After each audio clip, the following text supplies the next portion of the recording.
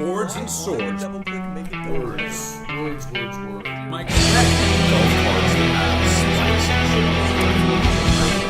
Mark Rasmussen. It was from the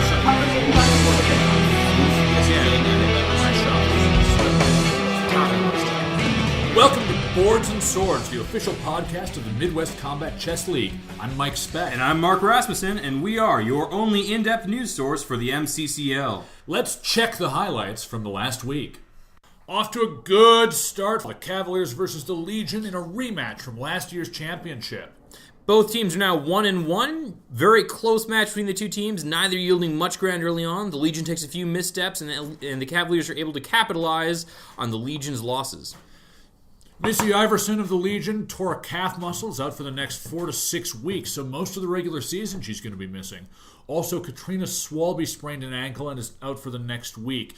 She's not done as well this season as last time. She's 0-2, and she was a big part of their win last year. I'm a little disappointed. Yeah, Cavaliers king Wilson Borchert said that this was a win that his team really needed this season, and having beaten the Legion, they feel like they're back on track to have another great year. Legion, of course, is also on track for the same thing that they do every year. Getting injuries. Now we have an interview with Missy Iverson. Missy, thank you for joining us. Glad to be here. So what happened exactly with this most recent Legion injury? Well, it was actually I was fighting against Wilson Borchert, and I was just doing a regular standard balestra, and I felt a sensation that you never want to feel your muscles go pop sproing. Ooh. Yeah, it's very unpleasant. Turns out it was a torn gastrocnemius, which is the calf muscle in the back of the knee, and also a torn meniscus, which is the cartilage in the front of the knee. That sounds very painful. Yes, it was. What's the recovery time on that? How long do you think you'll be out? Well, the initial thought was 4 to 6 weeks. Depending on if I need to have surgery, we might be looking at 2 months. Are you going to be able to attend practices in that time period? Yep, we're focusing on...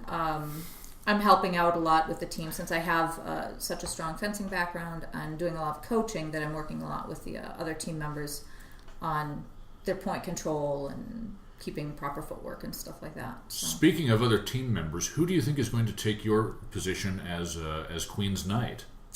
Well, one of the people I'd really like to see coming forward more is Shelley Johnson. She's really good, and I'm hoping that they can fit her in to my place if I can't do it myself. Of course, I want to be there myself, but I really think Shelley would be a great addition for our upcoming games. So.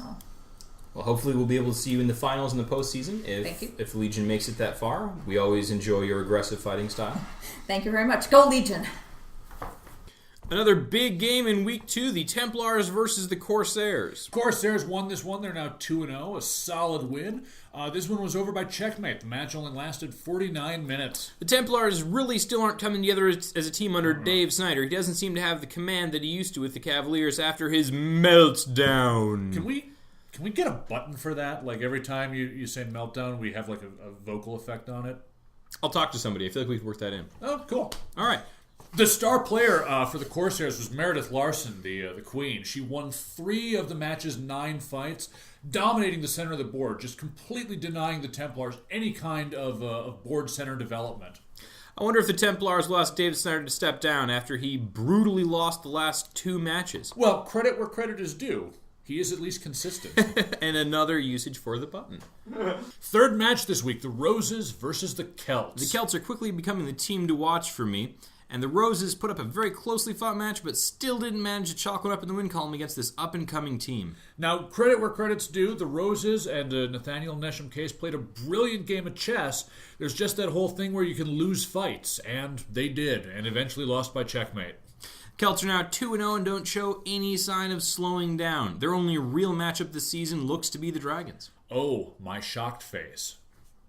Speaking of the Dragons, the last matchup this week was the Dragons versus the Banshees. Dragons are the team you either love to hate them or you love to really hate them. The Banshees did the best they could, but the Dragons just put them down, just buried them under the chessboard. They won 12 out of the 19 bouts. In the middle of the match, the Dragons were given a warning for rough conduct, causing a minor injury to one of the Banshees' star players and former Legion player Adam Scarpello. Of course, it's the former Legion guy who gets hurt. They are just accident prone. Doctors report he should be fine for the next match.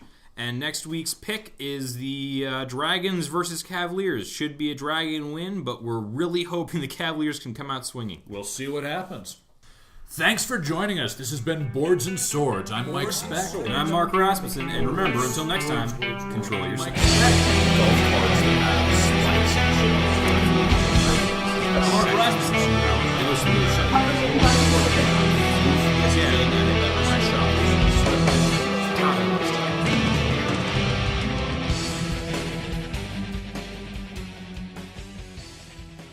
Until next time.